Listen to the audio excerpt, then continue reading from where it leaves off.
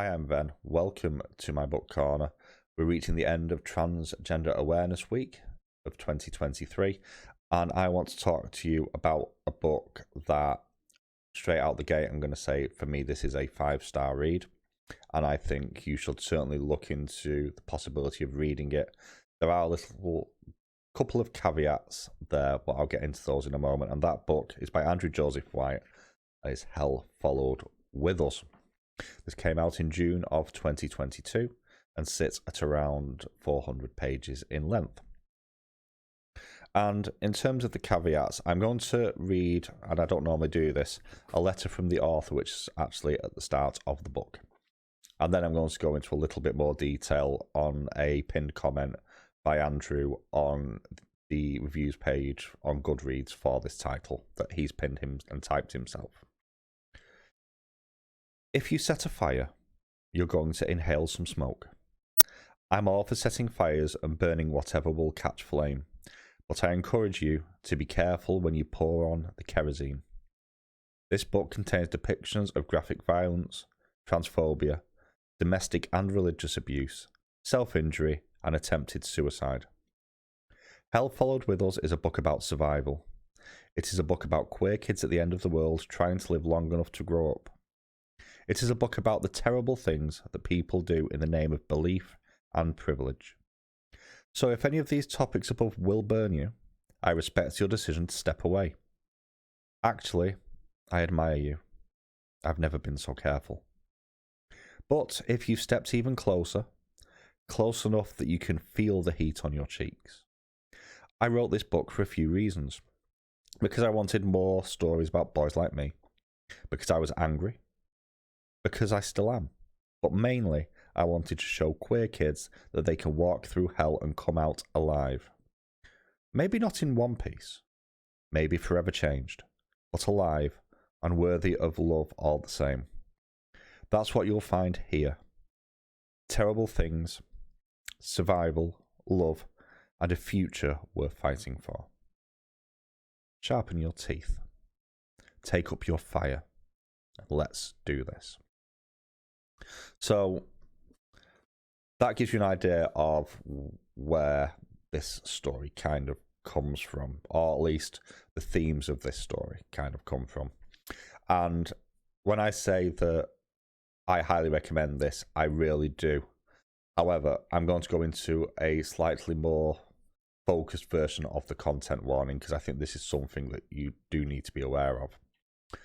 So, content warnings for violence, explicit gore, arson, murder, mass murder, including children, warfare and terrorism, body horror, transphobia, including misgendering, dead naming with name written out repeatedly, threats of transphobic violence, and forced detransition, religious abuse, Christian terrorism, combined with elements of eco-fascism, abusive parents and domestic partner violence, including returning to an abusive partner and victim self-blame.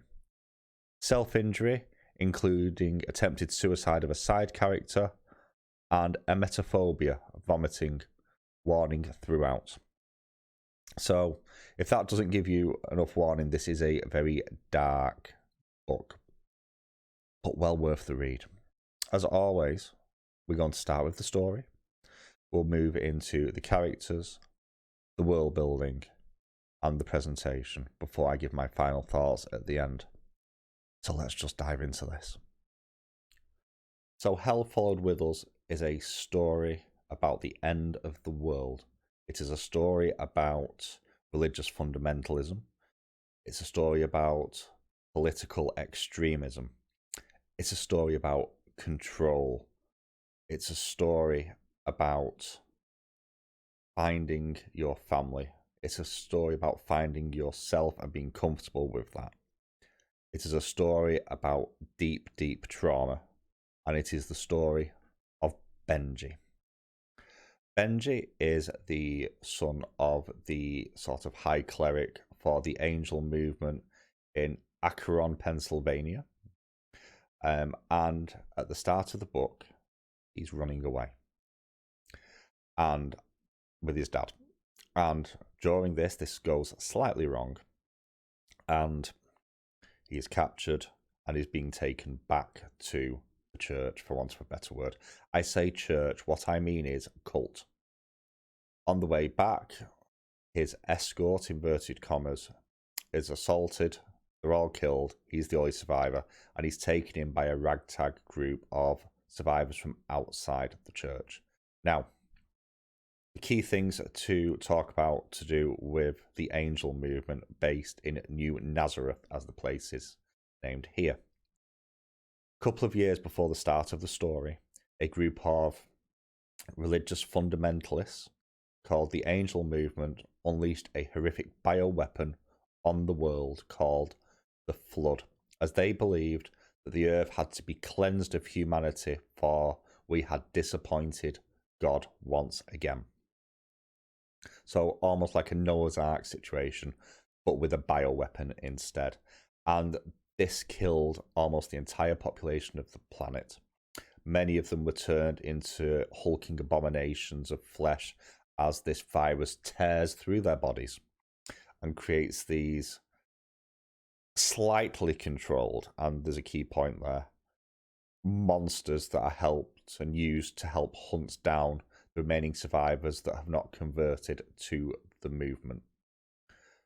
And Benji is special because not only is Benji the child of sort of the high cleric of New Nazareth, Benji has been infected deliberately with a very special version of this virus, the apex version of this bioweapon. And instead of turning him like that, like it does with everyone else, causing these grotesque abominations of flesh, it's going to turn him slowly and deliberately into a weapon to wipe Earth clear of all humanity. So that's important. The group that he ends up falling in with do not fit within the church ideals. They are working out of a LGBTQ plus rainbow center in sort of the ruins of the old city of Acheson, and they're just trying to survive. And there's lots of really cool interactions here I'll get on to later on, but the primary person who's the point of view character for the watch and the center in general is a young man called Nick. And Nick also has some interesting history there, and because of some documents they find, he knows exactly what Benji is, and you have some secrets going on here. And the thing is, Benji is changing. He's transitioning into the Seraph, this monstrous creature. He doesn't know how long it's going to take. He doesn't know exactly how it's going to work. All he knows that it is going to happen. And he's kept with this group of people where he starts to feel at home for the first time in his life. As slowly but surely his humanity is stripped away by this virus, until it reaches a point where he makes the choice that he wants to save his newfound family. And he makes some decisions around that. This is a pretty powerful story base. A lot of the stuff in here is far more character focused, but as an overall idea of a religious fundamentalist group that have caused the end of the world to scour the earth of humanity in the name of God Almighty, is it that far from the truth that we're beginning to see develop all over the world right now? It is scary how right fundamentalism is becoming just in general in the world at the moment, as well as extremist politics. And the fact that you have this small group of LGBTQ plus people sort of on the outside who are being actively hunted by this angel movement as well. So you have the constant ticking time bomb going on of, are they going to be found, and then what's going to happen? And also, you know, end of the world, where you're going to get food, meds, all that sort of stuff from as well. It's a really, really good scaffold to build this story around. So we're off to an absolutely cracking start straight off. The primary protagonist for this story is Benji. And I've not touched on this yet for a reason. So Benji is a transgender female to male character who has been living within the confines of New Nazareth, where nearly everybody refuses to acknowledge that Benji is a boy, including his own mother. And it's difficult to say that Benji is a likable character. He's not dislikable by any stretch of the imagination. But this young man is so traumatized by the situation that he's been living in that I challenge anyone to not really feel for this character straight out of the gate. I'm actually going to read the first 2 and a bit pages of chapter 1. So very light spoilers, but again, it's the first 2 and a bit pages. And it starts with a copy of one of the angel prayers. You will return to the earth, for out of it you were taken, for from dust you were made, and to dust you will return. Here's the thing about being raised an angel. You don't process grief. Grief is a sin. Loss is God's design, and to mourn the dead is to insult his vision. To despair at his will is sacrilege. How dare you betray his plan by grieving what was always his to take? Unfaithful, disgusting heretic. You should be hung from the wall so the non-believers will know what's coming for them. Romans 6:23. For the wages of sin is death. So the image of Dad's body burns into the folds of my brain, writes itself between the grooves of my fingerprints, and I swallow it down until I choke. Angels cut out the parts of us that remember how to cry until we can't. We learn to mask the grief, to pack it away for later. Later. Later. Until eventually we just die. The way I see it, I don't have to worry. If the angels get their way, all this grief will soon be his problem, soon enough. And if they don't, God, please don't. I'm running. Dad's blood is in my mouth. Brother Hutch shot him once in the chest to stop him, and once in the head to kill him. Brother Hutch calls for me. We can do this the easy way. We really can. The other angels sweep the riverfront, shining white in the blazing February sun, moving slow and sure through the streets. They don't have to be quick. They know they'll catch me eventually. One 16-year-old boy against a death squad of angels. I'm doomed. I crash to a stop behind a stone pillar by the riverbank and double over to gasp for air. My hair sticks to my forehead in a slurry of sweat and blood. Dad's blood. Drying on my face and hands, my lungs burn. I can't tell if the roaring in my ears is my heartbeat or the river. Dad's gone. He's dead. He's dead. He's dead. Please, God, I whisper before I can stop myself. What makes me think he's going to answer me now? Please give me something. Anything. Sister Woodside, Brother Hutch cries. Your mother is worried about you. She wants her daughter to come home. The first thing Dad told me when Mom said I'd see the Lord's plan for my womanhood eventually, that she'd carve it into me if she had to.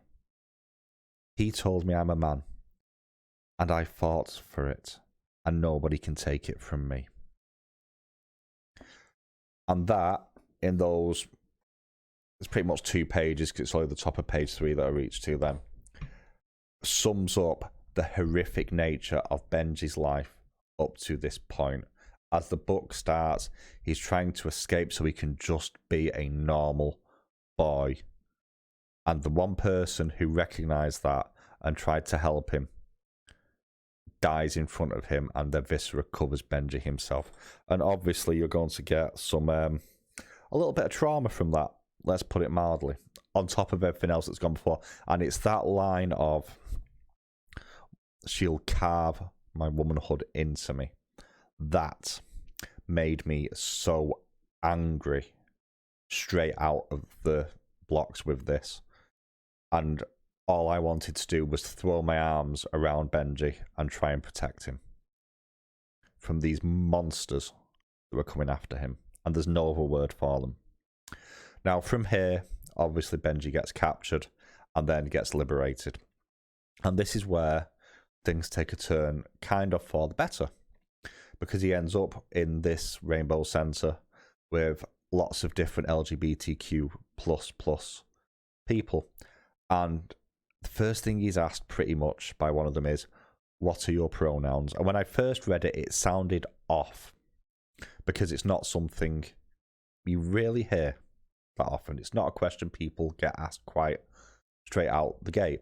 Maybe it should be, but it makes sense, because when you start looking at the cast of people that are at this Rainbow Center, there's at least one other transgender person in there. You've got all different sexualities and gender identities in there, and it makes sense to be respectful of one's identity. And this is, other than his dad, the first time that Benji has felt that his identity has been respected. And that's important, because then he starts to form bonds with the other people that are there. But he does have the terrible secret. He is the Seraph. He is going to turn into a monster designed to kill all of humanity. And it's only a matter of time. Now, Nick, who is, I'd call him arguably the secondary character of this, is the head of the Watch, the more militant part of this community. And he's very much the military leader, for want of a better word. He's in charge of going out and negotiating with other survivors for supplies, for helping take out any angel patrols and keep people safe. And Nick also has a history with the church, and due to some documents that they found, knows exactly how dangerous Benji could be and how much of an asset. Now, the interesting thing about Nick is that Nick is autistic, and quite a lot of the time he has certain learned habits, almost a mask mentality, to keep control. But there's various points within the story where he's faced with situations where he's almost overwhelmed by all the input that he's getting and almost shuts down because he cannot cope. And this strong, powerful, leading figure, you can see almost crumble at times in here. And it's heartbreaking in many regards to see someone going through, in this horrific world, going through something like that, as it would be in everyday life. But there's some interesting little nuance to his character in terms of some of his stim activities he does, just to help build a repetition and focus and keep him where he needs to be mentally. Because if he loses focus, people will die, and there's the responsibility of that. And the key thing here is Benji is 16. Nick's only 18, I think it is. Not even 20. And this whole group that have survived, all young adults at best. So some of them are survivors who used to work within this centre. And they're just trying to make a sense of community in a better world. Unfortunately, they need medicine. So they have to go out and kill the angel hunters, and they need to trade for medicine. What do they trade? The ears of the angels they kill, almost like bounties. And how horrific is that for a group of teenagers having to go out and cut the ears off people to trade for basic food and meds with like doomsday preppers and stuff. So Nick and Benji begin to develop a relationship. They're more similar to each other than either of them are willing to admit or see. And Benji's character arc continues as he begins to change. And there's a very key phrase early on in the book: I will be good. I will be good. And that eventually becomes, I will be good, I will kill them all. About the people who have oppressed him and are oppressing the world, and wipes the world out. As he hits the point where it becomes, sometimes you have to fight back to do the right thing. And he ends up in a situation where He's putting his own life on the line to protect this newfound family because he's accepted. And that is a really powerful moment. And there are a number of powerful moments in here which I don't wish to spoil, for good and for bad. It needs to be mentioned as well. Nick as well doesn't get as much time, as I've already said. The majority of the book is the point of view of Benji. But again, there's the little moment, the little bead lizards that he makes. So sort of like he makes a transgender one that he gives to Benji in transgender flag colours and stuff like that. And just little points are the moments where he just can't compute what's going on because it's just so far out of his wheelhouse. And there's a real vulnerability to the characters here. There's a number of other side characters in here, and they all have a good rapport, but they very much fade into the background versus the dynamic of the main two. The other character we do meet that you spend a bit of time with is Theo. Theo is the ex. Theo and Benji were engaged to be married. And this is something that comes up later in the book as well. And the thing is, Theo is, we'll call him dogmatic. He's a zealot in every frame of the word. But even there is a level of subtlety because in many regards, I do think that Theo does love Benji. And Benji does love him despite everything that's happened because it was a truly abusive relationship. Again, another person that refused to recognise Benji for who he was. And that's important. And that really does play into the conclusion of the story. So, overall, you have good character arcs and character growth. You have the ticking time bomb, which is an element that drives Benji's story forward. You have mystique around some of the side characters. You have some interesting points of views that are sprinkled in at random intervals as well. And all this leads into some heartbreaking moments, especially towards the back of the book as well. And also some hopeful ones. And it's really, really good character work. And it's all tied together by the next bit, which is the world building. On to world building then. And there's a few different things that's going on here that really elevates the world building. The first thing, and this will be touched on more in presentation, is nearly every chapter is prefaced with a quote. Most of these quotes are biblical inverted commas in nature. So it could be a Bible passage, or it could be a quote from one of the high reverends of the angel movement. But not all of them. One is a quote from the Acheson Rainbow Center website describing what the community center is for.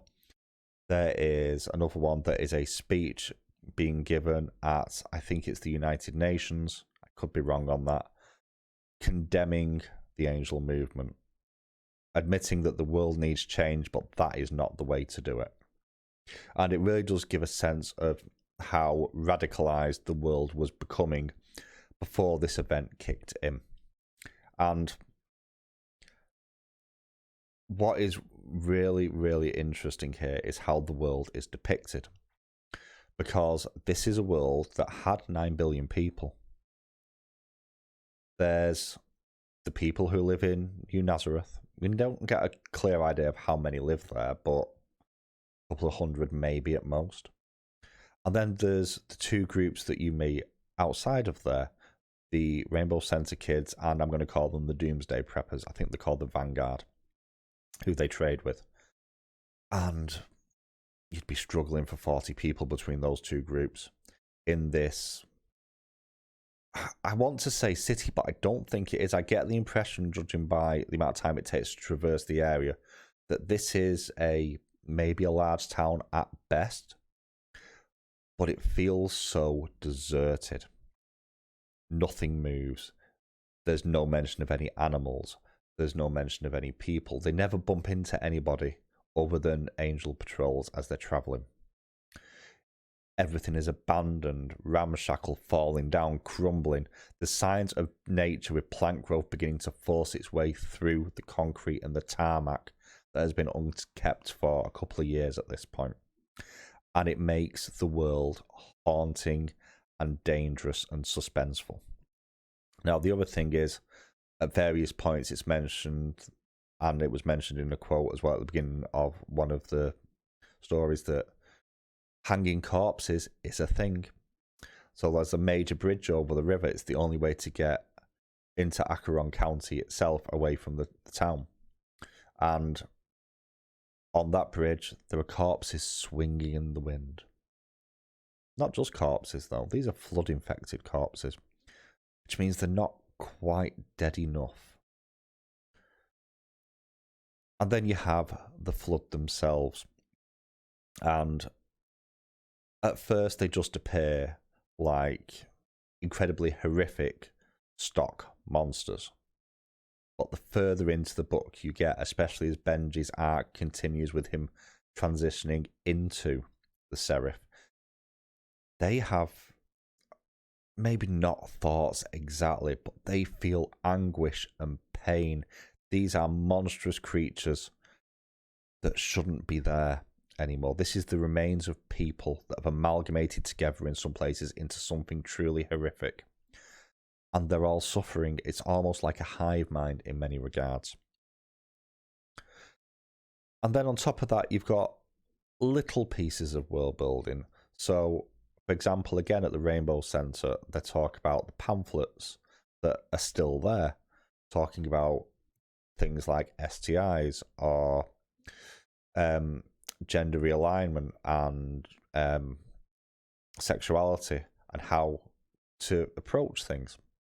You've got the rainbow that's faded and little messages that were pinned on the wall before everything went to hell. And then you've got the scarcity of the resources.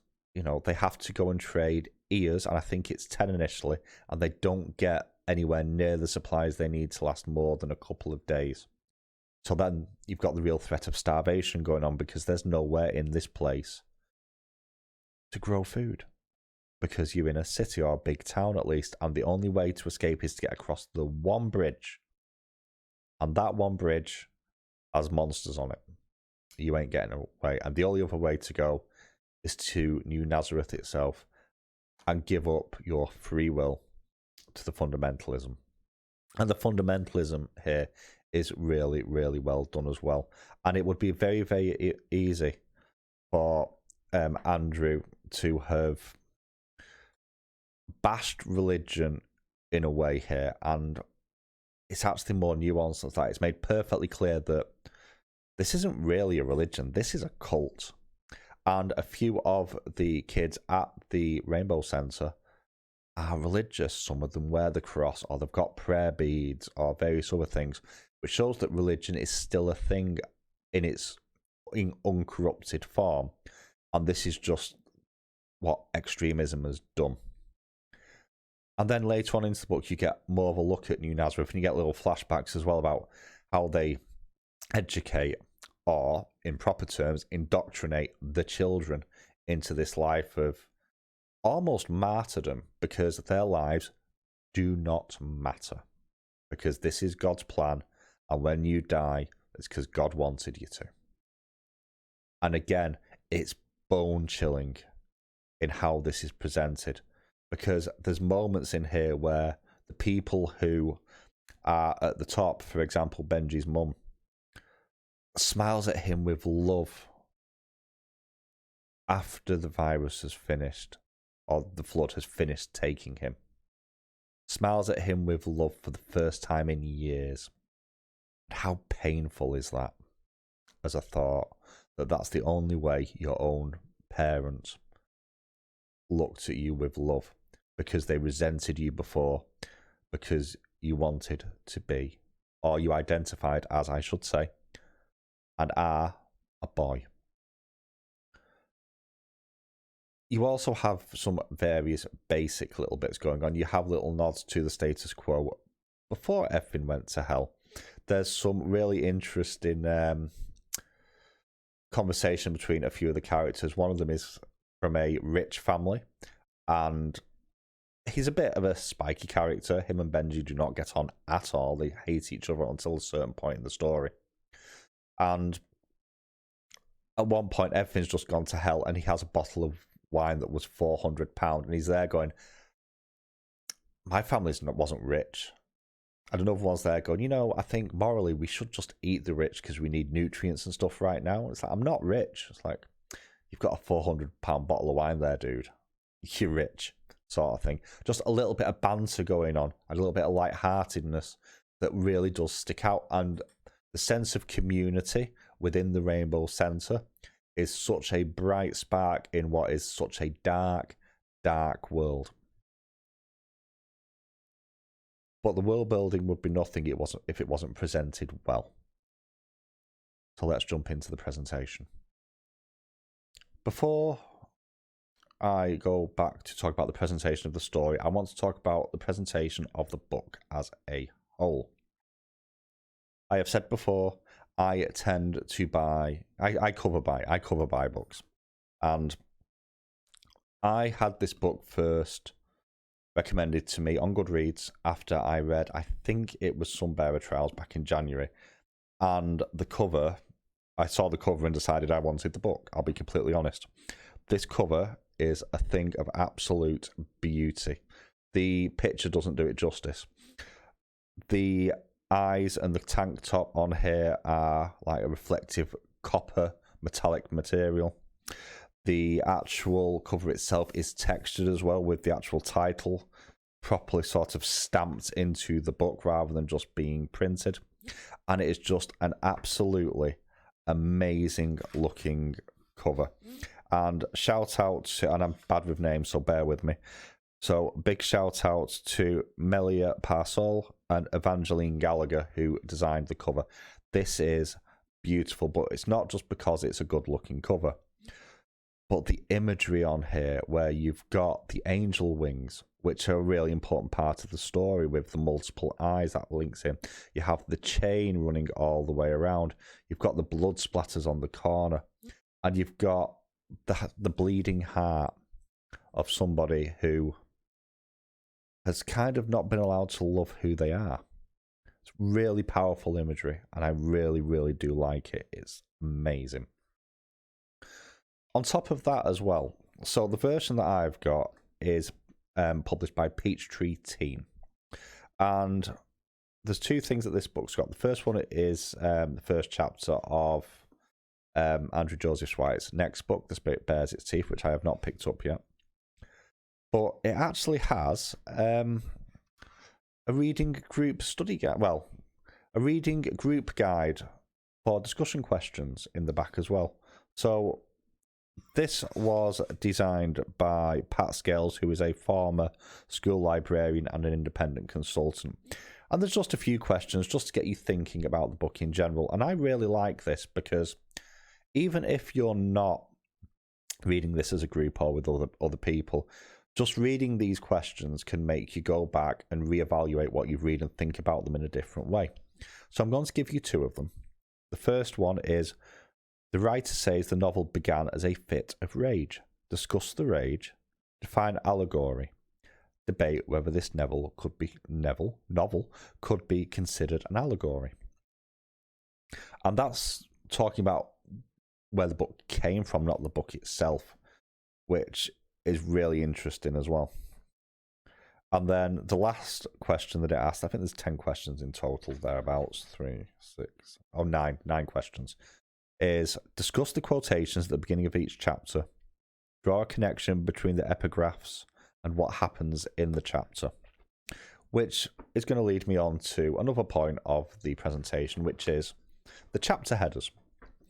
Every chapter has one, and again, as I've already mentioned, they tend to skew towards the more religious in nature. So, for example, now is the time for the faithful to come together. Bring only what you can carry.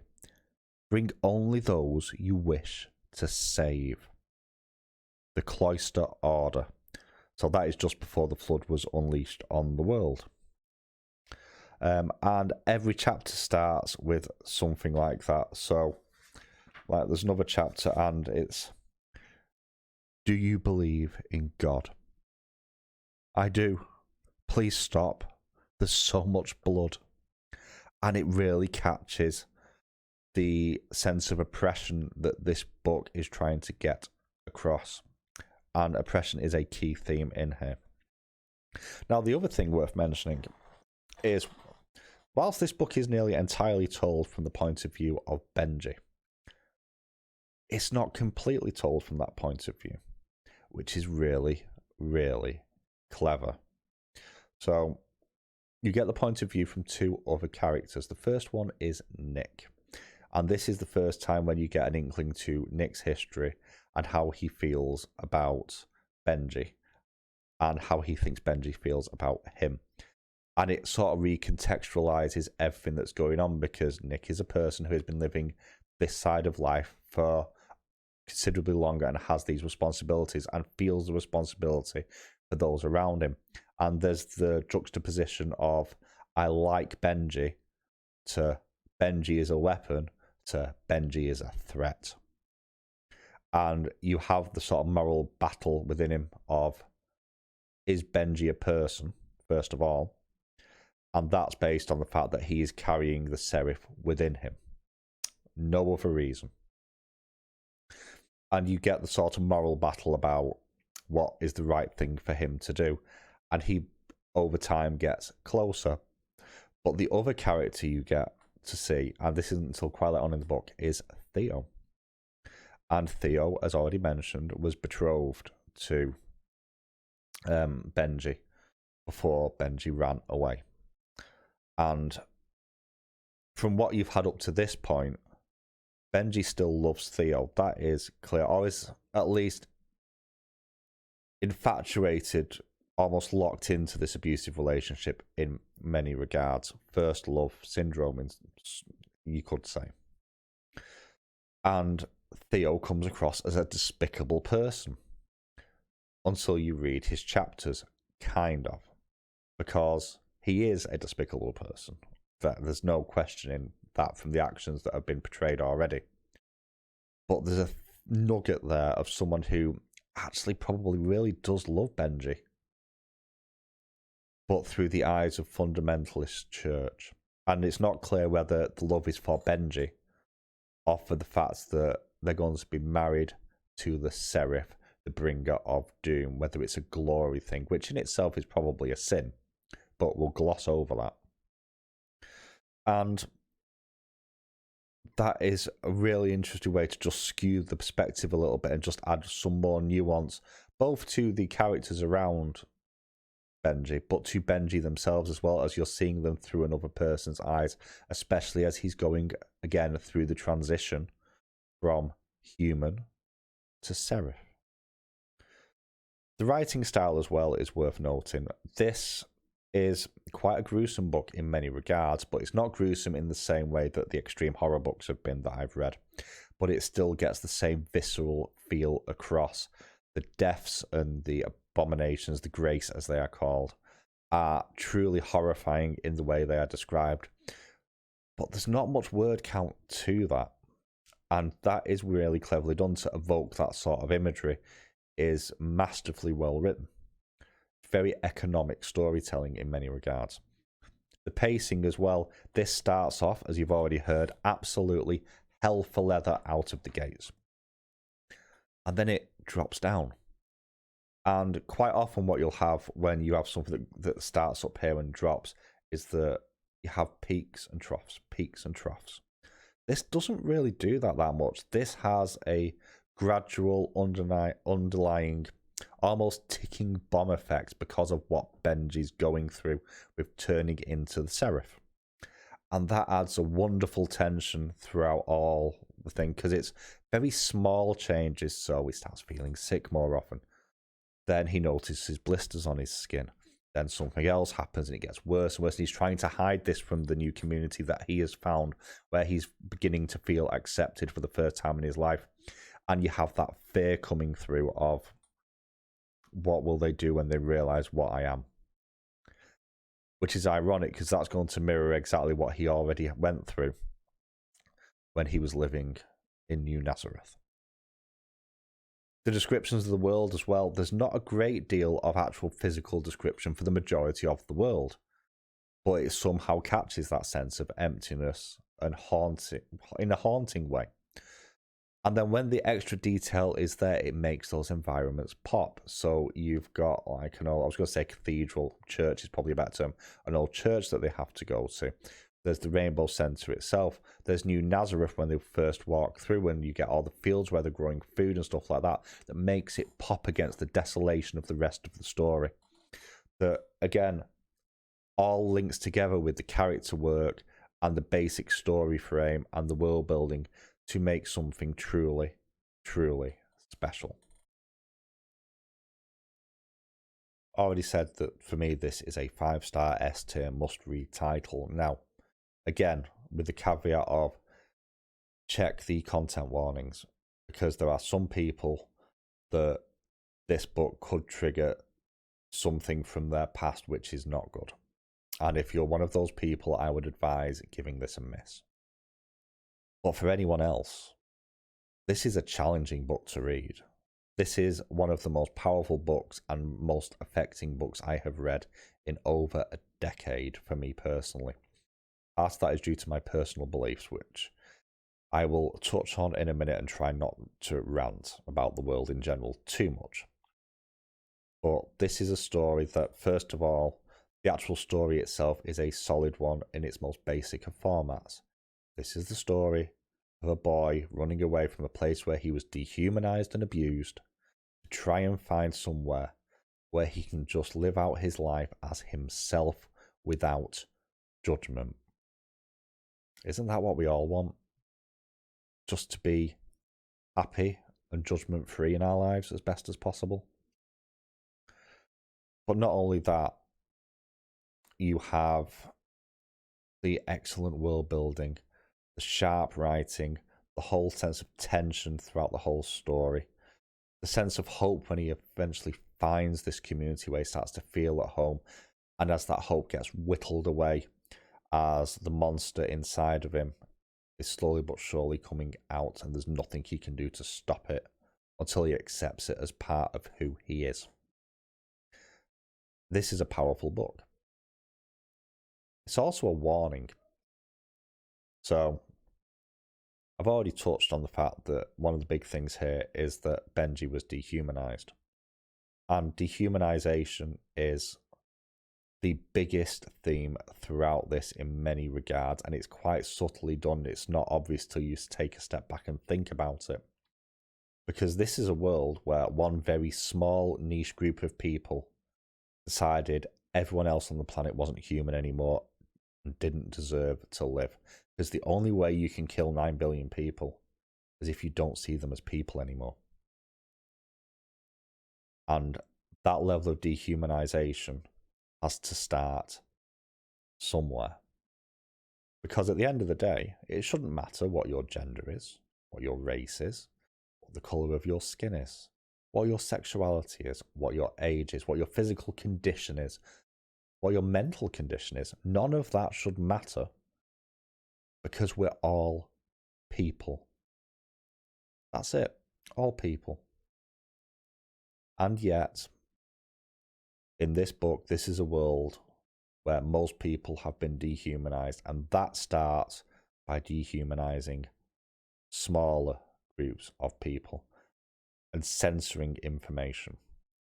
And I'm touching on this now for a few different reasons, but this seems especially pertinent in the world right now, where you're seeing, certainly here in the UK, you're seeing things like the culture wars, where you very much get the sense of certain politicians punching down against vulnerable groups and trying to dehumanize them in the eyes of others and take their rights away, or just not give them their rights to begin with. You have the censorship debate in America around the book burnings and book bannings. Go and check out the Library Association of America's list of banned books and challenged books. How many of them are banned just because people don't like the content in them, because they don't agree, because it doesn't fit their personal worldview? Because there's a hell of a lot of LGBTQ books in there that don't contain explicit material, and they're simply being banned because some people somewhere think that that group of people, or those groups of people that are not the same as them, are not people. And unfortunately, we're seeing these lurches towards extremism in terms of government and policy, as well as fundamentalism in terms of some religions as well. And it's a perfect storm that eventually, if it gets left unchecked, leads to the smaller groups being dehumanized. And once you've dehumanized those groups, well, who gets dehumanized next? And what's the eventual end point? The eventual end point is this book. So yeah, this has been a long video. I'd love to know your thoughts on this. If you let me know in the comments below, I look forward to talking to you all. I want to talk about this book more with people, I really do. Again, this is going up on Saturday, which is the second to last day of Transgender Awareness Week. I will link something in the description below for more resources and information about this week. And I'm also going to link an interview with the author, Andrew Joseph White, where he talks about some of the behind the scenes to do with this book, and it's a really interesting read. If you managed to stay with me this long, thank you for listening. I'll catch up with you next time.